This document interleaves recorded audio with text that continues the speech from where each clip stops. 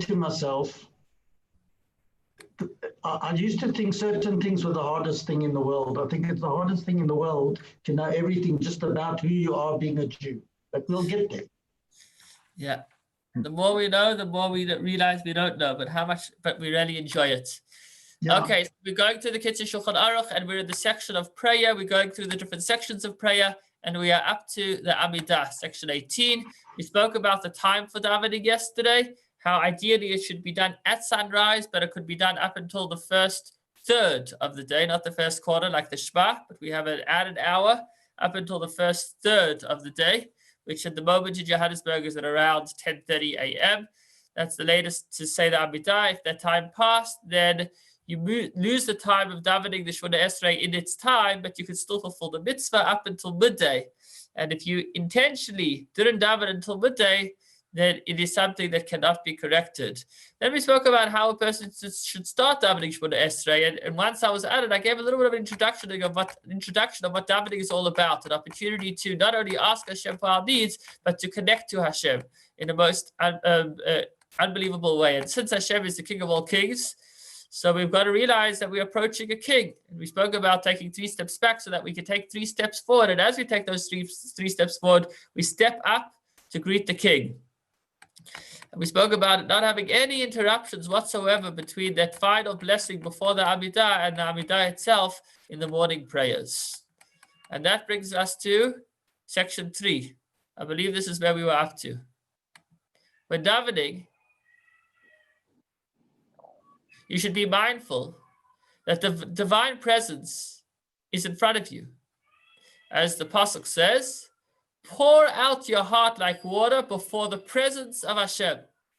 Arouse your concentration and rid yourself of all disturbing thoughts so that your thoughts and concentration are purely on the prayers. Consider, if you were speaking before a mortal king, how well you would organize your words and concentrate on them properly, taking care not to blunder. Certainly then before the king, who is King of kings, the Holy One, blessed is he, you must concentrate your thoughts before him.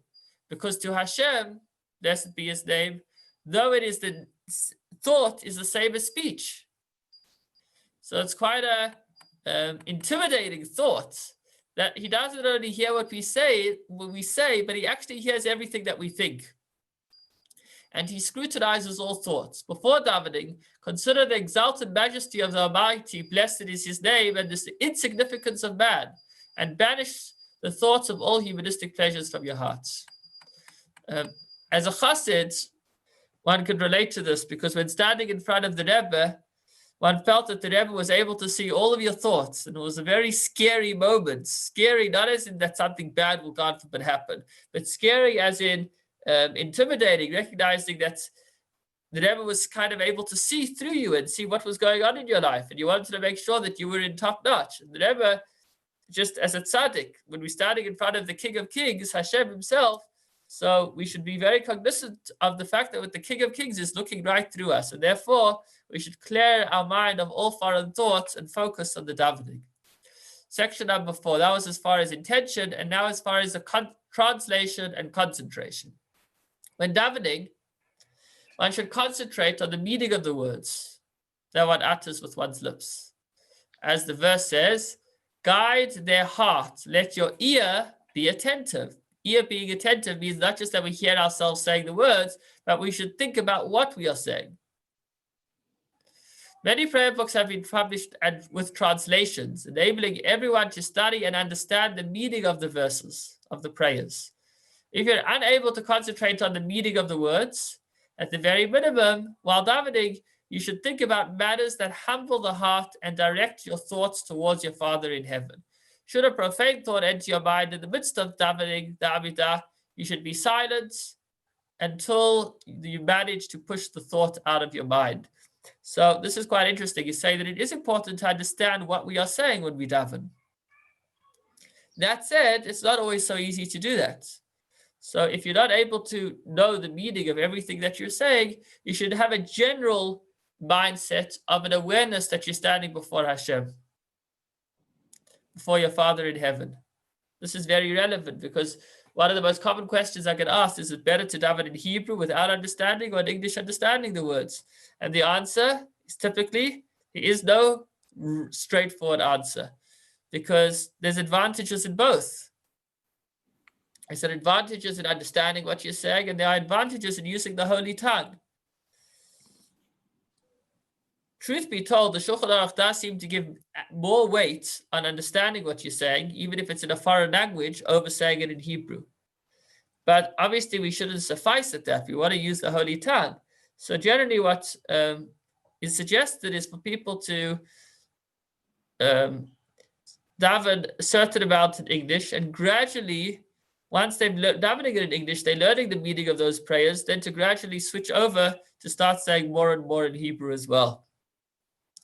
So it's important to think about the meaning of the words, and if not that, at least to think about before whom we stand.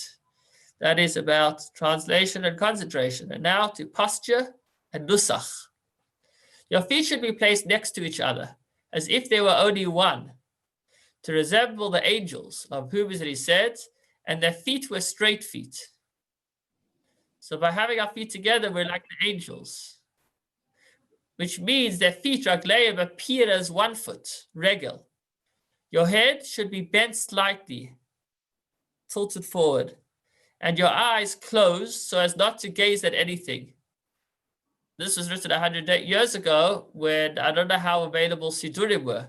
If you are davening from a Siddur, do not remove your eyes from the Siddur. So first choice is to look inside the Siddur, because by looking at the words as they are spelled out in the Siddur, it actually helps you concentrate. As opposed to if you close your eyes, you could more easily wander your mind. But when you're actually looking at the words, it helps, not completely, but it helps one concentrate a little bit. So, but the point is that if you're not davening from a Siddur, then your eyes must be shut so that you're not distracted by things going on around you. Your hands should be open, should be upon your heart, the right hand upon the left, like that. You should pray wholeheartedly with fear, reverence, and humility, as a poor man standing at the door, and pronounce the words with concentration and exactness. Everyone should pray according to his accustomed form of prayer, whether it be Ashkenazic or Sephardic or another, for they are all based on sacred origin. However, do not intermingle words from one form with another, because the words of each form are numbered and counted based on important mystical concepts, and nothing should be added or subtracted from them. So sometimes people ask, is it okay if I just add a little prayer here, add a little prayer over there? And the answer is no, because the davening is a piece, it's a masterpiece. Every single word is accounted for, every letter. The davening acts as a vehicle to enable us to reach the heavens, to reach Hashem, and we certainly don't want to start playing around with the motherboard. That said, there are specific places in the davening where one is allowed to insert one's own words. But outside of those places, we don't want to mess around with all the configurations. Rather, we should use those words and invest within those words all of our deepest thoughts and all of our deepest wishes. Now, it's quite interesting that in different communities, there's sometimes slight variations as far as exactly what words are in the prayer. So in one community, they would start the prayer before the Shema with Ahava Rabbah, and in another community, they'll start it with Ahavat Olam. One means with a great love, I love you, Hashem, and the other is with a worldly, a love from the world, I love you, Hashem. They're referring to different levels of love. So there are different opinions as far as what exactly the wording should be. And he says all of these opinions, although as long as they come from the holy sources, are indeed holy. There are many different gateways to heaven, and each terminology is a particular gate. That said, you don't want to mix one nusach with another. So you don't want to start davening half the prayer in one siddur and the next half of the prayer in another siddur of a different nusach, because then it's going to be tzimished. Rather, you have to go with one particular nusach, which is why If you're going to a different shul than your regular shul, then you should not just daven the nusach of whichever shul you're in. You should rather find a siddur, which is like the nusach you usually daven from, and stick to that. Now, not every siddur is different. For example, the Koran siddur or the Askal siddur, if they're both Ashkenazi siddurim, the wording would be the same. But if you were switching between, let's say, an Art Scroll and the Tilat Hashem Chabad siddur, there are variations, and therefore you shouldn't switch between them. You should stick to your nusach. Okay, so that's an important one about understanding the intricateness and the preciseness of every word in the davening. Rabbi, can I ask you a question? Sure.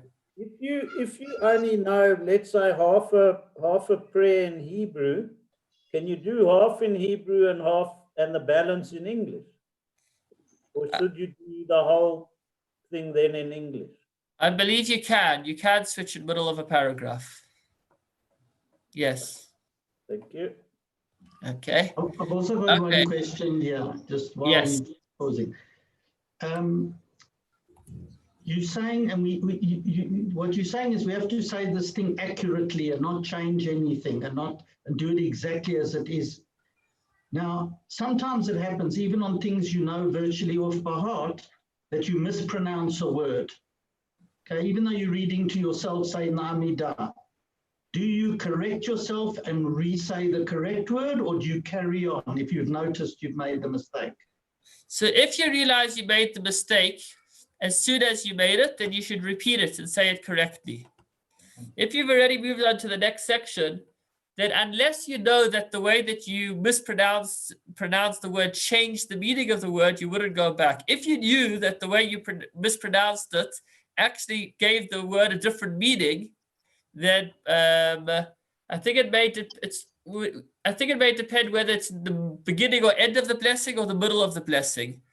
But the simple answer is, if you're still there, correct yourself. If you've moved on, then probably not. It's also worth making a distinction over here between what we're saying now, the Amidah, and the Shema. What is the distinction? When it comes to the Amidah, we're fulfilling a mitzvah of davening to Hashem. Now, the mitzvah of davening to Hashem could really technically be fulfilled even without the Amida. If we would really wholeheartedly turn to Hashem and ask for our needs, we would be fulfilling the mitzvah. However, the sages said, how do you go about doing the mitzvah? By saying the Amida. As far as the Shema, the Torah says you should say these words, which means you're supposed to say exactly the words of the Shema. For that reason, when it comes to the Shema, and for that matter, the Torah reading, then there's more of an emphasis on precise pronunciation. When it comes to the Amidah, where the focus is more on asking for your needs, although it is still important to be accurate, it's not as important as the Shema, because here the focus is more on the general act of davening over simply saying the words. In the Shema, even if you don't understand a word that you're saying, as long as you have the general idea, you fulfill the mitzvah. When it comes to the davening, okay, he said if you don't know the exact translation, you should realize you're davening to Hashem. So they're both important, but I wanted to just say that when it comes to the Shema, it's more important to be precise with the words over the Amidah or with Torah reading. And Torah reading is also more important because it's about those exact words. Thanks. Okay, so just giving a little bit of a general idea over here. But I'm sure this could be discussed in greater detail perhaps another time. Can I ask a question? Sure. What's more important, the Amidah or the Shema? I don't know if I missed that. So in other words, so let me put it in a different way. So during the Amidah, so while you're saying the Amidah, from what I understand, and I could be wrong,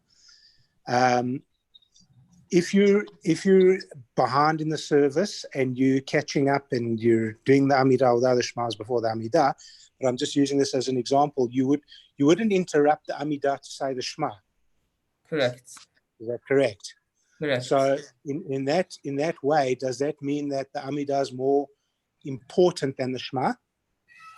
So I guess they each are more important. They each have stringencies in different ways. When it comes to the Shema, once you've said that first line, Shema Yisrael Hashem Elokeinu Hashem Echad, beyond that line, if you heard the Chazan coming up to Kedusha, you would be allowed to answer Kedusha with the Chazan. At least some parts of the Kedusha that we spoke about earlier. When it comes to the Amidah, you wouldn't be allowed to interrupt with anything. You'd have to just wait silently until the Kedusha was done, or Baruch Hu for that matter, or Kaddish. The only reason that a person can have in order to interrupt his Amidah is if his life is in danger. In fact, the sages tell us if a person has a snake by his feet and he's not endangered by it, it's not going to hurt him, he should continue davening the Amidah.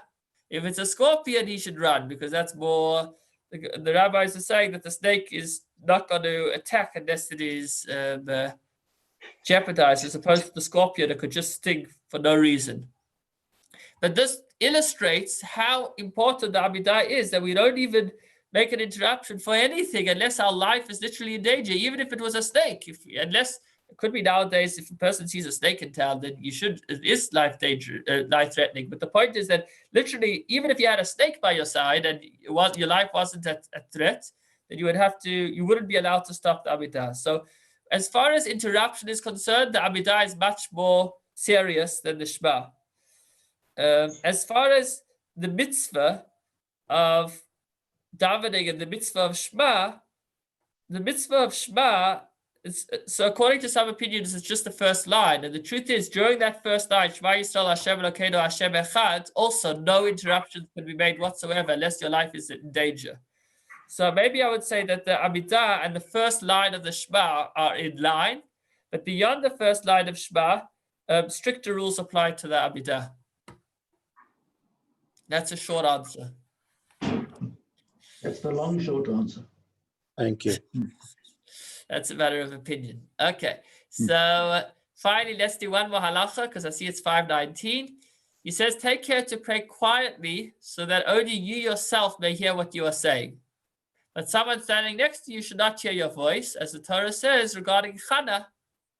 Only her lips moved, but her voice could not be heard, which is why Eli, the Kohen, thought she was drunk, because he saw her lips are moving, but he's not hearing anything. It's like nowadays on Zoom when the person's on mute. At least you know that they're muted, but otherwise they're talking. But here, she wasn't on Zoom and there was no voice coming out. But nonetheless, Hannah actually taught us how to daven. From here we learn that when you daven, it should be loud enough that you could hear the words in your own ears, but not loud enough that your neighbor could hear them as well. It's worth mentioning that on Rosh Hashanah, some communities allow oneself to daven a little louder than that in order to arouse concentration. Thank you for joining us. Wishing you a wonderful Shabbos. And please God, we will continue learning about the Amidah next week.